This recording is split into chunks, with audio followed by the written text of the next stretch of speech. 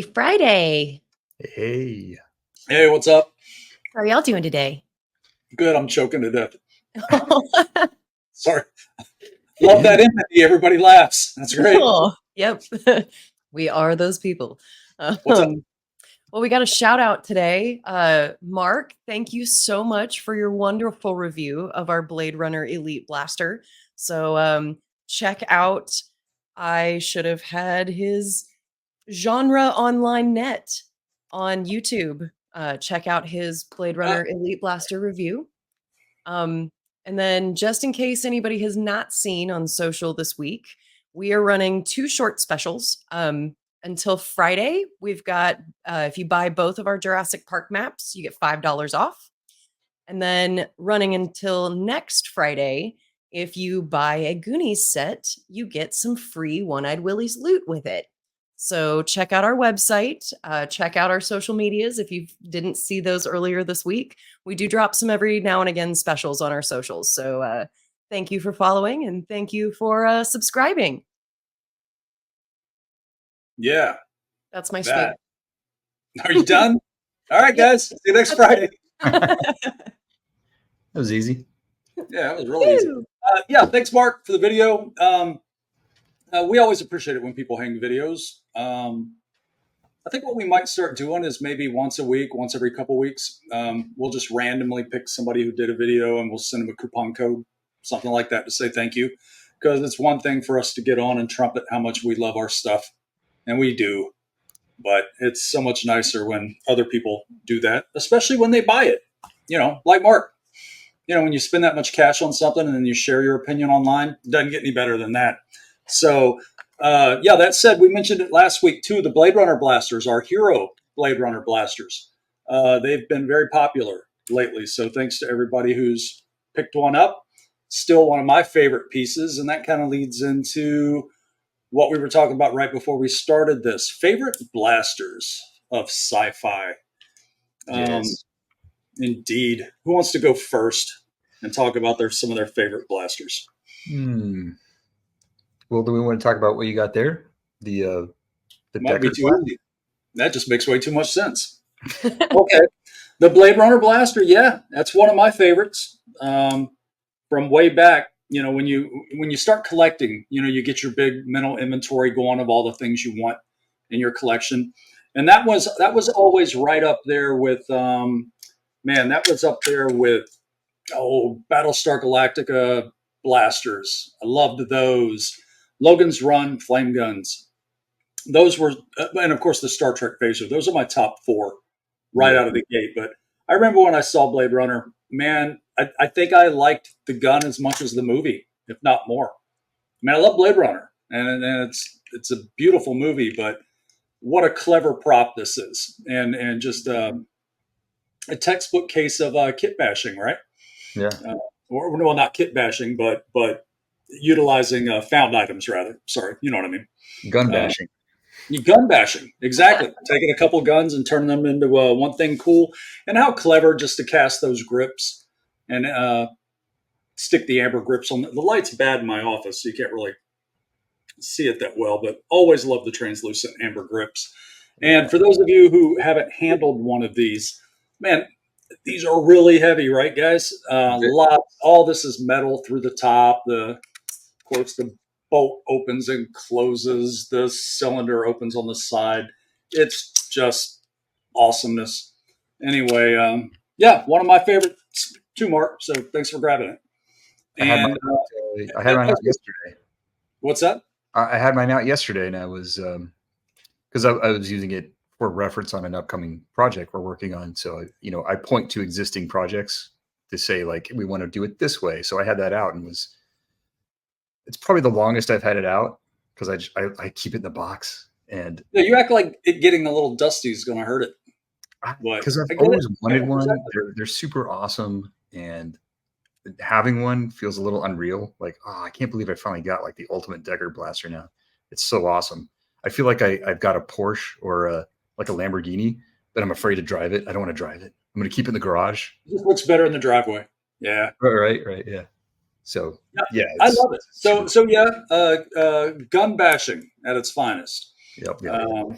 get kit bashing's just, it rolls off the tongue so well, and then you look at something like that where they just utilize, again, multiple found items to get that thing together. Just a beautiful piece.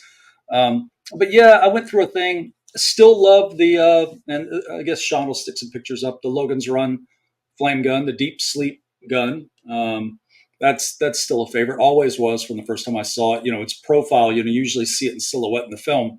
Just the long, skinny nature of it and the angular grips and so on. Just love the way everything's, or the angular body going into the grip. Dude, what made that gun so cool though is seeing what it does on screen. The burst of flame from the end. Like, well, yeah, it's one of the few. Effect.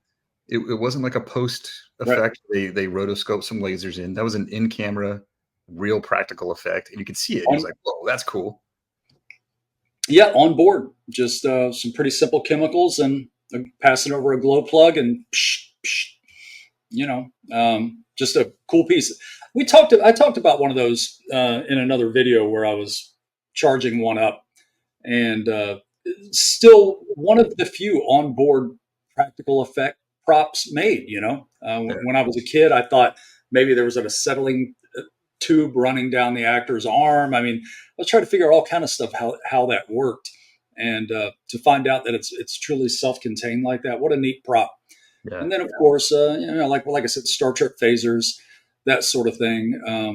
But yeah, I could rattle off my top 5 pretty quick between, Star Wars, Star Trek, Blade Runner, Logan's Run. I mean, there's so many more. I just don't want to eat up a whole segment with just me talking. So whoever wants to go next, that would be cool.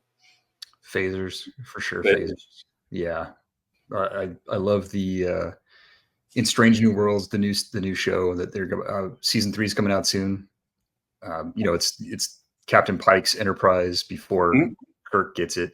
They did an awesomely clever kind of reimagining of the TOS phaser, where it has a lot of the same features, but they're just kind of smoothed over, and some subtle radiuses are added, and it looks like the sports car version of the TOS phaser, but they look like nice. Yeah, I see yours in the background there. Where'd you get that? Is that the one you printed? Yeah. Let me grab that. Oh, this one. Yeah, I did a 3D print on this. So this is just a really nice file that I found on CG Trader. Right. It's a static build. I didn't put any lights or anything into it, although you can. But the only thing I have left to do it is there's a clear kind of indicator here with some numbers underneath it. Mm-hmm. The idea is that this dial switches between the number settings, and then there's some silver fins that I need to glue in here. But that's it. It's primarily 3-4 colors, some automotive paint for the dark, and this silver blue titanium kind of look. I was going to ask what paint you used on it. It's really pretty. It is called VHT, which stands for very high temperature. It's meant to be painted over like engine components. So drivetrains, engine blocks. I guess you could even paint an engine block with it. But it's got a really nice kind of pearlescent metallic finish to it that I really like. And it's engineered so well. Like if you've got a 3D printer, this is the easiest thing to do. You just print all the separate pieces. There's no masking. You just spray it, in stages. Like this part's silver, this part's the gunmetal, or black pearl, I should say. This is black pearl VHT. And this, I think, is called silver titanium or blue titanium VHT. It's all rattle can except for the silver. This aluminum is a chroma air that I airbrushed on. But again, it's like the easiest airbrush. It's an acrylic. There's no crazy lacquer cleanup or anything. That's the one you were talking when I was building out painting out the oxygen destroyer. Yeah. That's the one you were messing with that you were telling me, the silver. Yeah. If you take your piece and prime it black, and then hit it with a gloss black. Mm-hmm. Let that dry for like 2 days because it's a gloss and it might be a little tacky. And if you spray the chroma air aluminum over a gloss black, oh man, it gives out this really nice aluminum luster that looks like aluminum. Like I set the piece to dry on my table, and just came in, turned the lights on, and was looking around, and at first my eye catches it, and I'm thinking, what's that big chunk of metal there? And I realize it's the front barrel assembly of this, because it just looked like a turned piece of aluminum. Yeah, you should send Sean over the link to that, and we can put it up in there. Yeah. It comes from a company called Spray Gunner. They sell a tremendous amount of paints, airbrush kits, paint parts, anything you need to paint something. Spray Gunner is the place to go. Yeah, when we do another video on the oxygen destroyer, I don't know why that doesn't want to come out of my mouth today. I think because I'm so used to just in-house calling it O2 killer. Yeah, I'm so used to it to use the full oxygen destroyer. It just seems like a mouthful. But when we do a longer video on that, maybe we'll get into some of the paints we use just on that test print to create the metal. Maybe we'll get into a whole aging video, how we aged that down and weathered everything out. We should do that because just so everybody knows, we still collect too. We still build kits we find online, and still are always, when we're not talking about Paragon stuff amongst each other, we're always going off about a kit or something we picked up and we're building on the side. So yeah, we'll share some paint and some tips and all that stuff. Some behind the scenes. Indeed. Amy, what about you? What's some of your favorite guns? Well, I mean, obviously the Star Trek phasers are going to be way up there because I watched Next Generation with my dad growing up and have always loved Star Trek. Ones that we have not mentioned though, because I am a huge Battlestar fan as well, and I've always loved those blasters. Since I game, the Mass Effect weapons are some of the cooler weapons that I would really like to be able to find. Yeah. Not necessarily like the found guns when you're playing soldier, but like when you have some of those other skill sets, they've got some really cool like space weapons that they kind of remind me of the Fallout plasma pistols and that kind of stuff, but they're real techy looking, and I'll send some photos to Sean so we can show you what I'm talking about. But I've been wanting to find either, somebody who's already built the file, or maybe even just reach out to some of our artists when they're not busy with our stuff to like, can you make me this Mass Effect gun so I can have it in my collection? But yeah, I love weaponry and that kind of stuff. It's techie and fun for me. I can tell you a little behind the scenes on Mass Effect. We talked with the developer Bungie, I believe, about doing some licensed replicas from the video game. This is years ago at a different place, but they didn't want to do it. They weren't interested in it. They didn't like the idea of prop guns from their make-believe video game. We run into super that. Lame. That's super lame because I know so many people that would love something from Mass Effect, and it's such a great gaming series. I mean, it's fun. There's some cool, and those designs are great. I love those. They look very cool. I'm due in for another playthrough soon because I will admit that was the first full gaming series that I played through. I did have to have my husband help me with, especially the rover in one, because I am horrible at driving vehicles in games. So I would get so frustrated, just like, James, get me through this level. I don't care. But I definitely am. I just got the remastered version for my computer, and I'm very excited to replay through. And yeah, maybe Bungie will let us revisit it at some point in time. Hint, hint, nudge, nudge. Maybe. Video games, like I think we talked about this a few videos ago, or a few of these Q&A videos a long time ago, how much video game props are almost as noticeable in the collecting world as real props from cinema films are, or TV shows. People spend a lot more time with video games than I think they do with movies, and you kind of become more especially if it's a game where you're customizing, or you're working your way up to level up to get to that item or that gun, and you're like, oh, I finally got it. You're much more emotionally invested in that prop from a video game. And I think video game stuff is really underrepresented in the collecting world.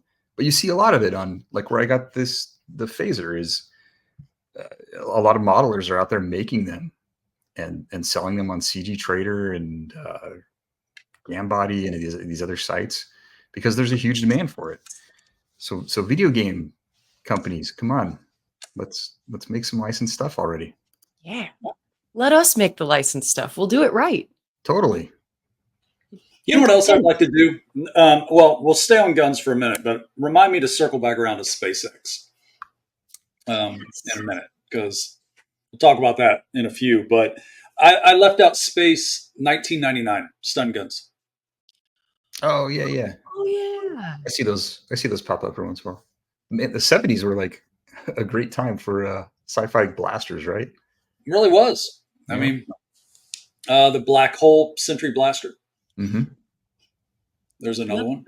That's such a different design too, because it kind of envelops your whole hand, and so it just, it's, I don't know.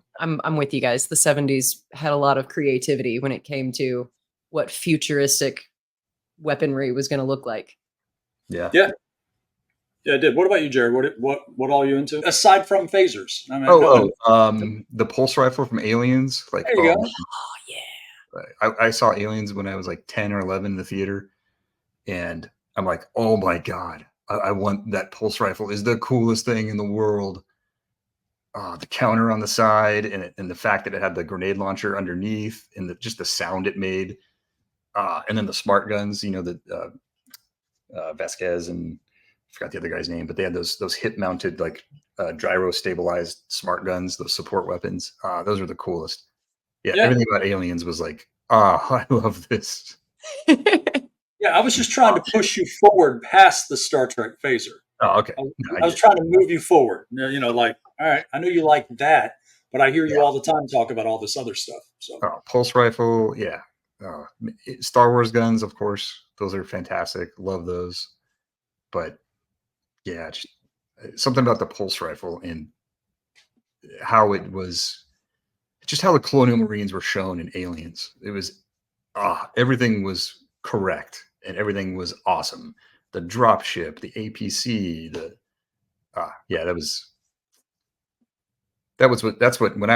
I was in the when was that, like third grade, second or third grade, that is all we could talk about as boys. Like I think that movie came out in the summer and we came back, to school in September or whatever. And all of us were like, did you see Aliens? And we're like, yes. We made cardboard cutouts of the pulse rifle and everything. Yeah, that was pretty epic. Yeah, that's good stuff. So SpaceX. I really badly want to do replica SpaceX helmets. I don't even know what they look like. Yeah. Awesome. All things awesome. Sure, I thought you were going to say rockets, which of course I would like to do those too. That would be awesome. But I'm a huge fan of all things SpaceX and rockets and Saturns and all that. But whenever I go over to SpaceX's website looking for good replicas of anything, they got a couple just chromed replicas of one or two things. I mean, just not a big selection of good, like those old, whenever you would see anybody at NASA holding a press conference back in the day, there was the big architectural model. Like I've got a couple of good models back in the office. And I'd like to see some of that with some SpaceX stuff. Yeah, that helmet's cool. Yeah. Just made me think about we were talking about, replicas from, games and that sort of thing. I'd like to see some SpaceX replicas. That'd be fun. So somebody get Elon on the phone immediately. Oh yes, we got it. Yeah, those are very cool. Right? I do like how much, like, imagine wearing that comparatively to like an old school NASA helmet. It seems like you'd be able to see a lot more around you, which is always something that kind of freaked me out a little bit about being in space. You can turn your head inside your suit, but you can't necessarily see as much as I feel like I would want to. That feels like you'd have your full range of peripheral vision based on how it cuts back. And, you'd be able to see from full top to bottom. It's a cool design. Everything they do is really just clean, and just really love the look of it. But I mean, there's companies like even Estes, my one little rocket. They did a great F9. I'm just talking about more industrial, like a true old school, overdone model that, again, like you'd see on somebody's oak desk in the background of an old NASA video. So that sort of thing I'd like to see. Still waiting on those guys to show up. They just need to show up with some lasers now, right? They show up with some hip gear or utility belt. That'd be great. I mean, not that they're going anywhere that they could use it anytime soon, but right. It's a little forward thinking. I just want to see an outfit fully realized with some gear on it. Well, and I mean, the helmet opens too. I didn't notice that. That's pretty awesome. Sorry, I'm talking about the SpaceX helmet and how how it opens on the front. Yeah, I was going to mention who made it, and then not sure if I should. I mean, I know who did the helmet. Popular studio, prop shop. But it was actually made by an entertainment company. Like, oh wow, I thought it was made by like, engineers. Yeah, I just don't. I think it's common knowledge, but I don't want to drop it just in case I'm not. I'll tell you after we do this, and you'll go, "Oh yeah, it makes sense." I think I know who you're talking about, but yeah, and again, I don't mean to. On the next video, I don't mean to be weird and cryptic about it. It's just, I think it's common knowledge. I think it's a thing, but made myself paranoid now, so just forget I said anything until next week. Anyway, we've got what else? When we came into this thing, we were like, everybody's tired, been a busy week, election fatigue, all that. We were like, what are we going to talk about? And I'm like, I have no idea. I got this Blade Runner blaster on my desk. We'll talk about that. We'll talk about some of the sci-fi blasters we like. The other thing about the Black Hole Sentry blaster, very Star-Lord's blaster, very reminiscent of that design. Oh yeah. I mean, like clearly inspired by it. Yeah, totally. So that's Who doesn't love that movie though? I mean, Black Hole is one of those like, honest to goodness, just staples. Early '80s VHS staple was. It seemed like everybody had that on VHS. What's weird? I had that on VHS. Come on. I was talking to Tom about it. He's never seen it. Wow.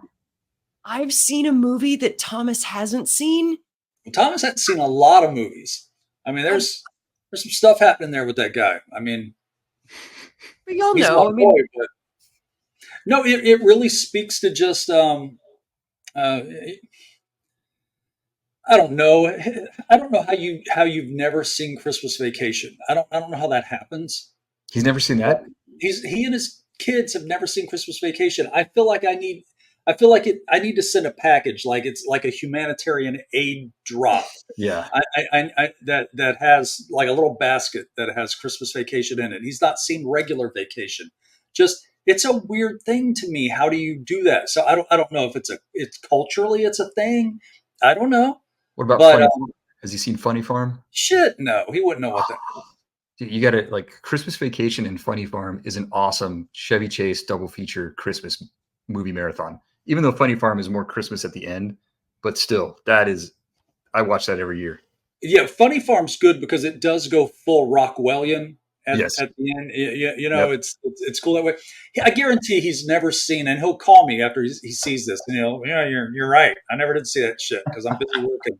I'm like, you weren't working when you were 5, and he'll probably be like, I was an accelerated intellect. I was in high school by then. He'll say some crazy shit like that. That'll be undoubtedly true.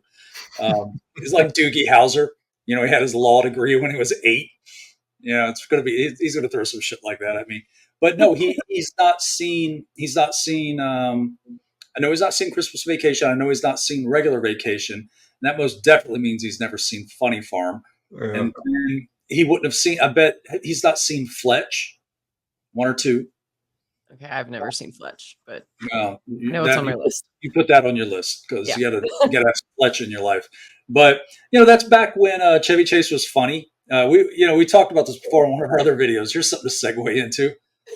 Let's piss off a guy that's never going to do a signature series of anything with us. Yeah, That would be Chevy Chase. Man, sometimes comedians run out of funny. How could somebody have been so funny and sharp and then just become so unfunny? Like he's also just a notorious, from what I bastard. gathered. Just got a terrible reputation. Nobody enjoys being on set with him at all. Like, not at all. I don't think I realized that. Yeah, that's too bad. It's not like we're letting anything out of the bag. It's I forget which show, when we were in Colorado doing a show there. Do you remember how pissed people were at him? Remember that? Oh God, yeah. yes. Was he supposed to be there? He was there. Except he was late and just and like would cut off at the cutoff no matter how many people were in line and just.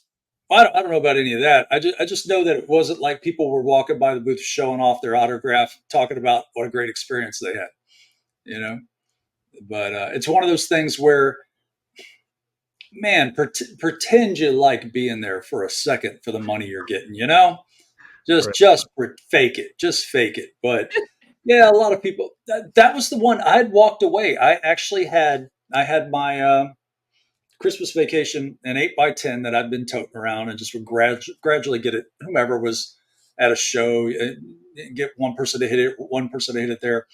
And I had that autograph all decked out, but for him. And then I remember getting in the line and he was late and I'm like,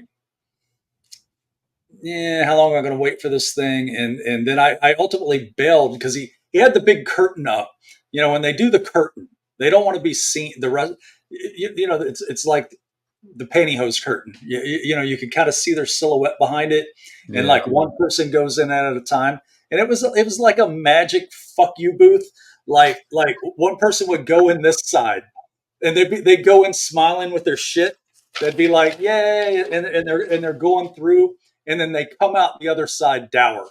It was just magic. It was like la la la la la la.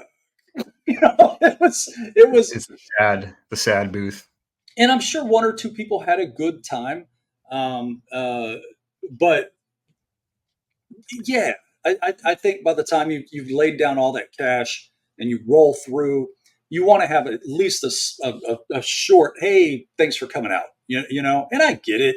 Some fans behave differently than others, and sometimes you might not want to make too much eye contact. But who wouldn't do that? You know who wouldn't do that? William Cat. William Cat. Yeah, I don't think he'd do that. No, he'd be nice and shake your hand. I think he'd make eye contact with you. I think he'd tell you all about Big Wednesday. In House. And House. Yeah. Two of his finer pieces of work. Yeah, exactly. Greatest American Hero. Dude, we're going to have to meet this man at some point. I don't care. If we're at a show, we are all going to get in line and we're all going to meet him. Didn't Greatest American Hero also have a ring? Didn't he have a ring with a symbol that was on his chest? Or am I just remembering like Green Lantern? And I think you're Green Lanterning it up a little bit, but I've done that. Yeah, in our last video where we talked about Creature from the Black Lagoon, I'm talking about, and I mentioned it because I knew it was coming. I was talking about some dude snuffing a butt. No, I was corrected multiple times. But I was so proud. Somebody commented like on Friday on the video and was like, "Hey, BT Dubs, it was Julia." Like, no, that's cool. Because we don't script these, so we often throw a lot of stuff out there that's not correct, or I am not remembering Greatest American Hero correctly. In the back of my mind, I did not think for a second that Julie Adams, just in all her angelic awesomeness, was sitting there smoking a Pall Mall or something and decides to snuff it out. And just snuffs out her butt. Yeah, I don't care about fuck wildlife. Take that fish. Yeah. Fuck you, turtle. mutant man turtlefish thing, and yeah, she sprinkles some Tetra flakes over the side. Pour some oil. She's right in the water. Yeah, yeah. That's great. She Have some starts fried throwing legs. out, she needs a place to lay out on the boat, so she starts throwing out old engine parts. Yeah. Fuel filters. That's great. Used oil. Just That's so funny. take that. But yeah, William Catt, I did notice after doing a little research that he does attend some shows every so often. Oh, He does, wow. and he seems to be a perfect example of somebody that you would want to meet. Yes. Seems like a nice guy, happy to talk with his fans, happy to talk about what he's done. That's what's unfortunate. We can kind of segue into this when you meet your heroes at some of these shows. Man, there's a lot of stuff going on in the music industry right now where you pay for that VIP meet and greet after the show, and oh man, there's all kind of videos on YouTube. People just pissed at different guitar players, and one of them over my shoulder even, who tends to do a lot of meet and greets these days. Um, uh, I won't loud him out because all my experiences have been good, but yeah, not so good reviews lately for like a ass ton of money. And we've talked about other guys. It's too easy just to be cool. William Shatner. Here's a guy who charges a ton for his autograph. Just a bro. I mean, but he's so dialed in. He's set in his mind the time he's going to allocate each person, and I think he does kind of set his own internal slide, his own little mental abacus per how many words he sees on that post-it note he's supposed to write, because it's charge you like $20 a word or something, and on top of the signature. But when I rolled through, having finally given in and got a minute with him, it was great. He was like, Ryland, his family name, blah, blah, blah. He was really talkative, chatty. He was cool. He wanted to make sure he spelled everything right. It was just too easy to do it right. And Chris Sarandon, what a great dude. Like Tyler had mentioned in one of our old videos, as I was going through the line, Tyler was just shooting the shit with me. So he kind of went through with me. So like we're just joined literally at the hip, and I'm talking, to Chris, and he kind of, I guess, killed the awkwardness and asked Tyler where he was from, and if he was having a good time. Kind of made a point to include him, even though he wasn't, necessarily part of this signing experience. But Tyler's like, "Hey, what you getting signed?" He's just hanging out, but he was a great dude. I almost never have a bad experience, but if you look at online, people, are getting chatty about their online experiences. Chase has frustrated a few people, but it's what he. But maybe he was just having a bad day at a lot of shows, So At everything. At everything. Well, if you read about the guy, the reputation seems to hold true. Yeah. So you got in a fist fight with God, who was it? Bill Murray. Yeah. On SNL. Mm-hmm. And Billy Joel was in the middle of it almost. There's weird. Yeah, I read the book Live from New York. The SNL book. Yeah. And man, that's one of those cases. And all those people are singing the same tune. It wasn't like everybody got together and coordinated their story. It's which is a shame. I love his work and the things he's done. Yep. What an asshole. So my phone is sitting here cutting donuts on my desk, and now I got to take a minute to look down to say, dude, knock it off. We're doing this video thing. And of course, I'm talking about Thomas, literally sitting here back and forth. He's so petulant, man. He's like, your phone's acting weird. He knows we do this time on Thursdays. And he called 3 times back to back, like, you won't answer this call. No, I won't. Your phone's acting weird. I'm not hearing you on the other end of it. Yeah, you're not. It's not doing what I want it to do. Like, funny. Yeah, that means nobody's going to talk to you right now. Jesus. Well, I am going to wrap us up with the note.